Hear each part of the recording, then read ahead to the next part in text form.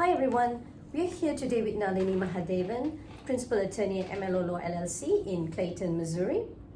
Today we are discussing the impact of Covid-19 on senior citizens. Nalini practices in the area of elder law, estate planning, special needs, and immigration. So specifically today we're going to talk about COVID-19 and senior citizens. So with COVID-19, we are respecting the social distancing guidelines that's been issued here in Missouri. So I am going to turn the camera towards Nalini. So I will be off camera and you'll be listening, or you'll be hearing my voice on the other end asking her questions.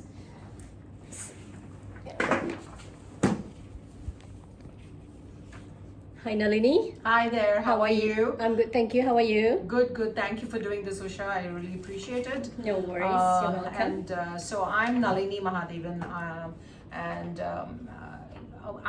I'm just talking about a few things that our clients are always asking us, right? Mm-hmm. So go shoot, fire away.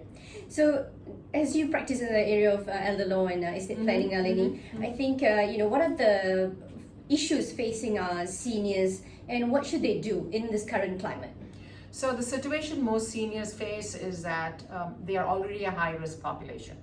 So in general, what I'm understanding is that many, and from speaking to many hospital providers, they tell me that there are about 40% of seniors who do not have any documents in place, which means they don't have any powers of attorney for either for healthcare or finances, or a will or a trust.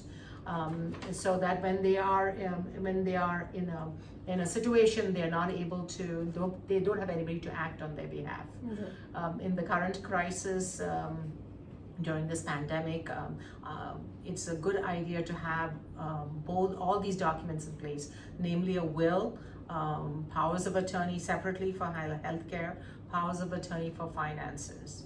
And also, if you name people to act on your behalf, they need to be aware that they're acting on your behalf. And Absolutely. They also need to understand what they are doing. Mm-hmm. So the living will, which in Missouri is called Advanced Directive, it tells us there's a litany of end of life actions that can be taken by a medical provider. So if you're able to say, I want this, I don't want that, that will help greatly assist in the situation. Especially nowadays, we are always reading about how, in fact in Time magazine there was an article about how seniors who are patients, COVID patients, are not able to have any loved ones by their bedside when they are passing away, and they can only see them through technology. If that's the case, then absolutely somebody needs to be able to make those decisions for you, what you want done, what you don't want done. Mm-hmm. And as seniors, many seniors suffer from diabetes, high blood pressure, immune compromised systems, and in addition to, of course, the social distancing and everything else everybody talks about, is that it's a good idea to practice, have these documents in place. Just to prepare. It's like insurance, right? You can buy insurance for your car and your house. Hopefully nothing happens, but as a preparation, it's a good preparation to have. The other thing is also keep a list of your digital passwords for all your social media, bank, financial institutions, insurance, retirement, all those things. And then also keep a list of your medications and the dosages of those medications, so that if something is prescribed, then there's not some contraindication going on at that time. I think as you mentioned, the healthcare directive is obviously very important, especially if you want the patient to make a decision about how they want to be treated. Correct. If God forbid, if they get COVID-19 or any other ailments, but also as you said, the passwords, the medication list needs to be accessible, correct? Yes. Because the person who's going to help you make those decisions need to have access to those documents and to those resources. Correct. Mm-hmm. You bring up a very good point. So it's a good idea not to put it in the bank.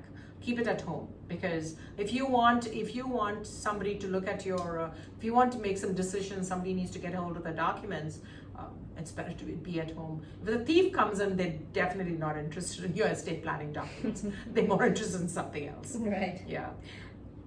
So that's, I think that's really important for seniors to know and be aware of in terms of, in the current climate. What about the other things that you think that seniors need to, be aware of, or they need to be practicing?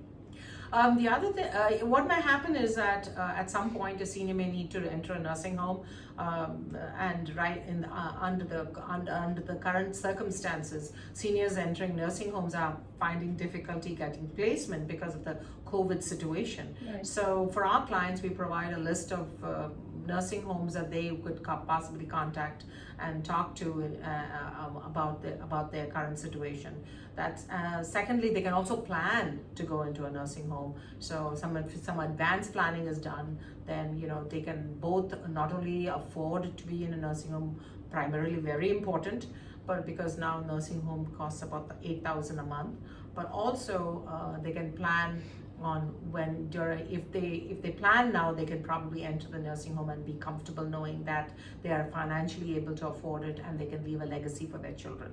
And you'll be able to help them with that kind of planning. Yes, that kind of crisis planning, absolutely, yes, or pre-planning. Great. Yes. Great. The last point I want to really make is about adult children.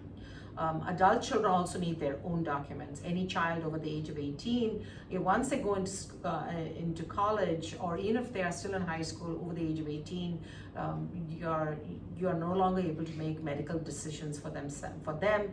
If they own a car, it'll have to go to probate. So please have documents for your healthcare powers of attorney and wills and financial powers of attorney for your adult children as well.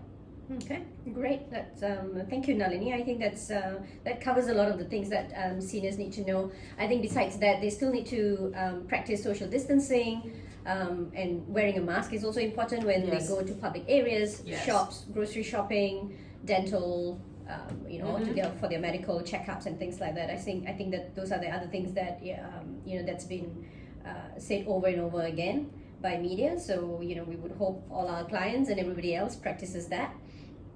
If you need more information or have questions regarding your estate plan, I think they could contact your office, correct, Yes. Nalini? Yeah. They can call us. Actually, you brought a very good point about social distancing. Right now in this situation, the governor of Missouri and Illinois have both passed executive orders that enables us to talk to our clients over audiovisual media, that is like Zoom and GoToMeeting and media FaceTime, like that. I think, Yes, FaceTime, things like that, Mm-hmm. so that we can not only talk to you and guide you in what your decisions, but we can also sign documents, and we have a very set procedure in mind in place that keeps both our clients and us safe. Mm-hmm. We have that's something we are offering our clients at this point, and so they don't have to hesitate to think about, oh my god, I don't want to come into somebody's office. You don't need to come into our office at this point. And that's actually great, because they could do everything in the comfort of their own home. They could Yes. sit comfortably on their sofa or Yes. in the Yes. kitchen and talk to you and Yes. organize their documents and get things signed and notarized Yes. in this two-way. Anywhere in Missouri. Yeah. If you can live in Sedalia or in in Rolla, or maybe in Columbia, Illinois, or maybe in Chicago. We have an office in Chicago now, so we can help with all those. Yes. Because you have license to practice in both in Missouri and Illinois. by That's the way. correct. Yes, that's correct. Fantastic. Thank you very much, Nalini. Thank you. Have a great day, and I hope this has been very useful information for senior folks out there who will be watching this video. Thank you. You're welcome. Bye bye.